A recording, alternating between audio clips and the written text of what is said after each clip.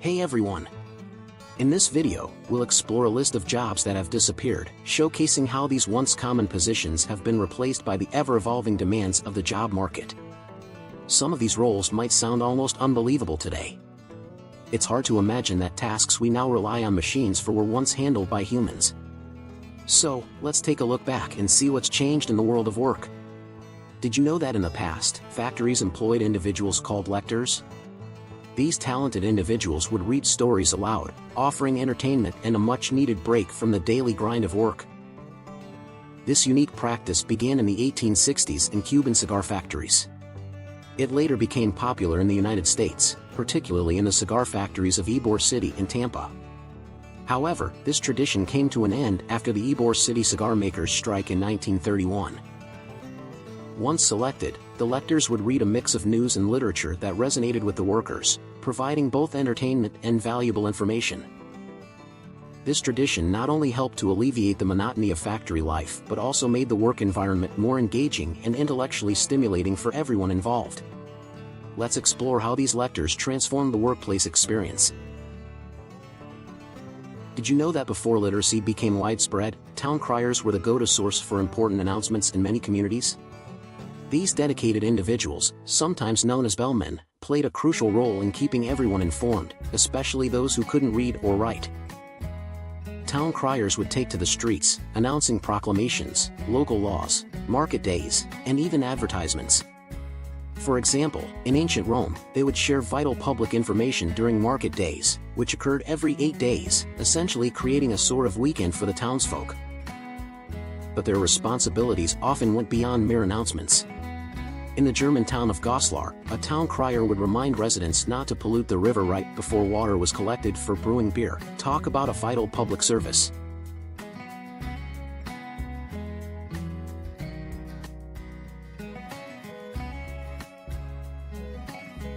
A fascinating profession that flourished in the 19th century and is still present in some cities today: lamplighters. Imagine city streets at dusk, with lamplighters walking around using a long pole with a wick to light the street lamps. As night fell, these dedicated people brought light to the dark streets, creating a warm and welcoming atmosphere. But their work didn't end there. At dawn, they would return to extinguish the light using a small hook attached to the same pole. Their duties also included carrying a ladder to change candles, refill oil, or renew gas burners, ensuring that the city remained lit and safe. In some communities, lamplighters took on a role similar to that of town watchmen, providing residents with a sense of security. In others, their position was more ceremonial, adding a little charm to the night. Although lamplighters have largely faded into oblivion, some cities still hold on to the tradition, primarily as a tourist attraction. It's a delightful way to retain a sense of historical charm and remind us of the past. In bowling, before the advent of automated pin-setting machines, resetting the pins after each strike was the job of the pin setter, often affectionately referred to as a pin boy. One former pin boy, Paul Retzek, shared his experience with Scientific American. He described the job as requiring lightning speed and efficiency. In his words, "You really had to work fast, otherwise the bowlers would be yelling at you, 'Hey, move it!'" Imagine the pressure. The role required quick reactions and agility to keep up with the fast-paced action of the game. So next time you hit the lanes, take a moment to appreciate the hard work that went into each strike before those automated machines took over.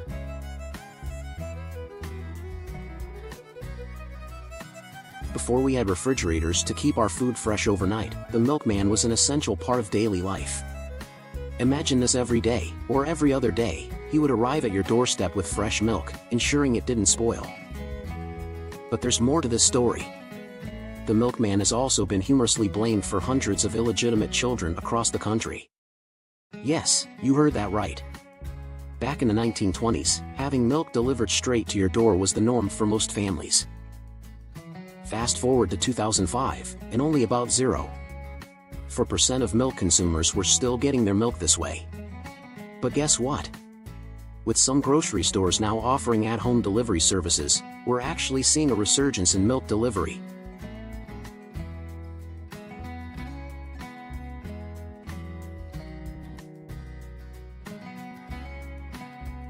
So, what exactly is a knocker-up? Well, tis was a job commonly found in places like the Netherlands, Britain, Ireland, and other countries during the Industrial Revolution. Back in those days, alarm clocks weren't exactly affordable or reliable, so people needed a little help getting up in the morning. The primary role of a knocker-up was to wake folks from their slumber, ensuring they made it to work on time. Imagine that. Instead of relying on a buzzing alarm, you had a professional whose job it was to make sure you didn't oversleep.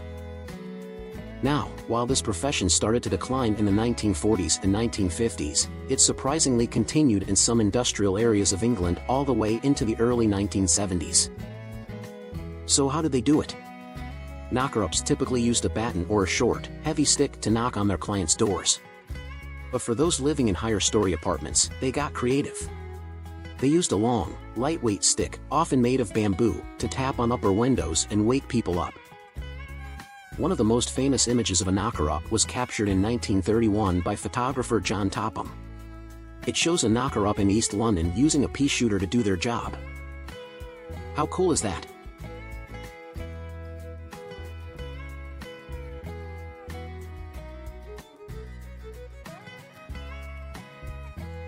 In Europe, managing the rat population was crucial, especially to prevent the spread of diseases like the infamous Black Death.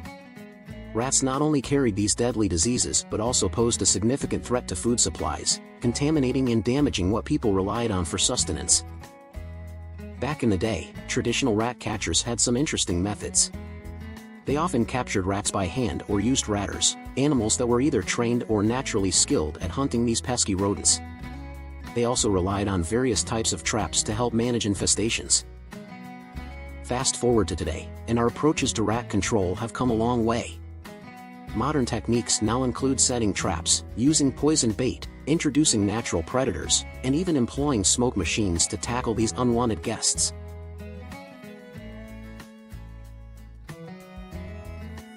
As you may know, universities needed cadavers for medical education, but getting them legally was no easy feat. It was often both challenging and expensive. Because of this, some people resorted to body snatching as a way to meet the demand. These so-called resurrectionists were often hired by anatomists in the UK to dig up recently buried bodies for medical research. Can you imagine?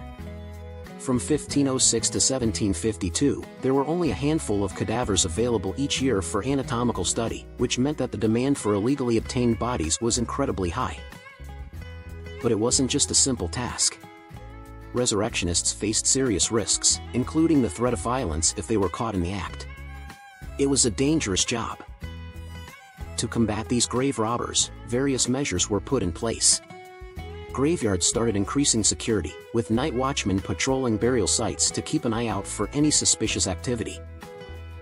Wealthy families sometimes took extra precautions by securing their loved ones' remains in fortified coffins.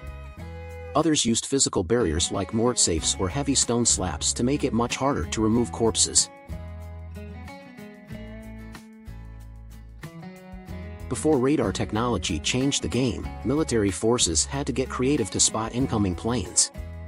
One of these ingenious solutions was the role of the aircraft listener.